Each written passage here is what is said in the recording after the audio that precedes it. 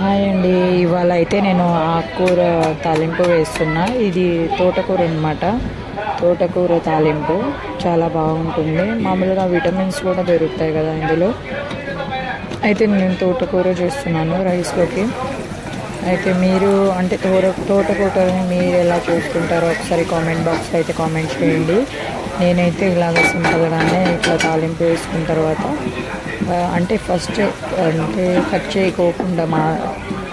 చేయకోకుండా ముందే నేను వాష్ చేసుకున్నాను అనమాట. వాష్ చేసుకొని తర్వాత మళ్ళీ కట్ చేసుకున్నాను సన్నగాను. తర్వాత అయితే ఇప్పుడు నేను అందులో వేసేసుకున్నాను. మామూలుగా అందులో ఇది పల్లి పొడి కూడా వేసుకున్నా కూడా బాగుంటుంది కదా.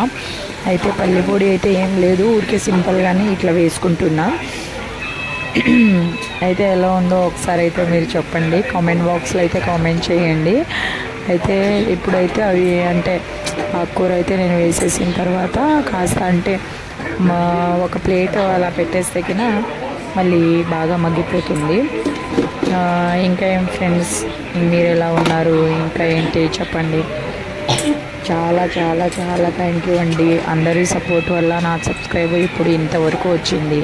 మరిన్ని వీడియోస్కి మీరు ఇలాగే సపోర్ట్ చేస్తూ ఉంటారని కోరుకుంటున్నాం.